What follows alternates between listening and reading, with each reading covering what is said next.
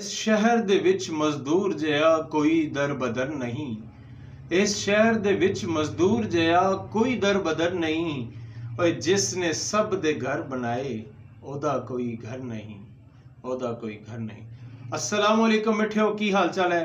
मैं तुहाडा भाई रिजवान भंडारा हमेशा की तरह तुहाडे वास्ते एक नवीं जी वीडियो, एक नया व्लॉग लैके हाजिर होया, जिहदे विच अज तुसी सब जानते हो कि अज 1 मई 2024 मजदूरों का आलमी दिन मनाया जा रहा है। इस दिन का बैकग्राउंड की है, किवें स्टार्ट होया ते इहदे विच की कीता जांदा है। इस दिन दे विच मखसूस इस दिन दे विच मजदूरां वास्ते की इसका अमल जामिया हुंदा है कि उन्हां वास्ते ये फैसिलिटेशन का दिन हुंदा है या एक फॉर्मैलिटी। आओ तुहानूं दसने इस दिन का बैकग्राउंड। ये 1 मई का जिहड़ा ये दिन है, ये मजदूरों का दिन है, कदों स्टार्ट होया? 19वीं सदी दे विच जदों 19वीं सदी दे स्टार्टिंग सी, उदों कुछ जिहड़े मुल्क सी उन्हां दे विच मजदूरां तो बहुत ज़्यादा एक्सट्रीम लैवल ते काम करवाया जांदा सी और उन्हां दी उजरत भी पूरी नहीं अदा की जाती सी। तकरीबन 18 तो लैके 20 घंटे तक या 20 तो 24 घंटे भी कह सकते हो, टोटल दिन रात लोग काम करते सी ते उन्हां नूं उन्हां दा मुआवजा बहुत ही कम दिता जांदा सी और उन्हां दे नाल जालिमाना रवैया इख्तियार किया जाता सी। उन्हां दे नाल कोई प्यार मुहब्बत वाली गल नहीं, उन्हां नूं गुलाम समझा जाता सी।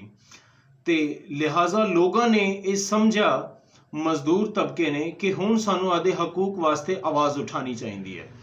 उन्हां लोगों ने एक एहतजाज की कॉल दी ते आहिस्ता आहिस्ता करदियां करदियां, जिवें कि तुहानूं पता है कि कोई भी चीज़ जो एहतजाज की कॉल आती है, स्टार्टिंग होंदी है, तो इहदा जिहड़ा रिस्पॉन्स सी वो बहुत अच्छा होया कि जिन्ने भी यूरोपियन कंट्रीज सी उन्हां दे लोग जिन्ने मजदूर सी वो इकट्ठे यूनियन बना के इत्तेहाद करके ते वो इन्हां जलसे जुलूसां दे विच शामिल होने लग पे ते उन्होंने अपना काम छड़ के घर बैठ गए।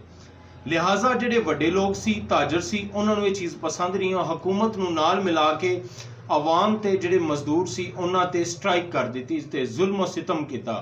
लेकिन चूंकि तहरीक जोर पकड़ चुकी सी, उहदे जिहड़े अकाबरीन सी, कुछ लोग जेलों च सी, कुछ लोगों को मारा जा रहा सी, लेकिन वो हिम्मत नहीं छड़ी उन्होंने, ते लिहाजा उन्होंने अदे आप नूं मना के दिखाया। इस तो बाद अमेरिका दे विच जिन्हें मुलाजमीन सी उन्होंने भी एहतजाज का दायराकार वसी कर दिता ते अमेरिका ते बरतानिया ते जिन्हें भी यूरोपियन कंट्री सी, इन्होंने फिर समझा कि मजदूर नूं ओहदी उजरत पूरी ते ओनूं वक्त ते ओहदी उजरत और इहदा एक टाइम 8 तो 10 घंटे का दौरानिया फिक्स किया जाए।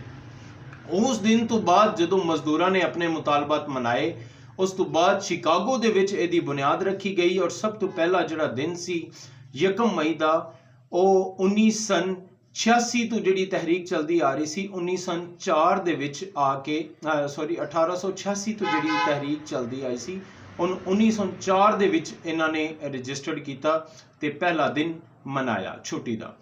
इस दिन दे विच दुनिया दे विच की हुंदा है कि मजदूरां नूं छुट्टी दी जाती है, उन्हां दे बच्चियां नूं बोनस दिते जांदे ने, उन्हां नूं मतलब जिस तरह साडे ईद दे त्यौहार हुंदे ने, उन्हां नूं उन्हां दे अलाउंस दे के, छुट्टी दे के, उन्हां नूं छुट्टी उस दिन दी तनख्वाह भी दी जाती है ते छुट्टी भी दी जाती है।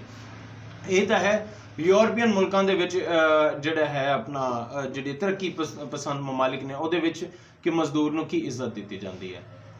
हुण आ गई गल साडे पाकिस्तान दे विच, ते साडे पाकिस्तान दे विच सिवाए अपना जिवें कि हुण मैं व्लॉग बना रही हूँ, बस इस तो वध के कुछ लोगों का कोई कम नहीं गा।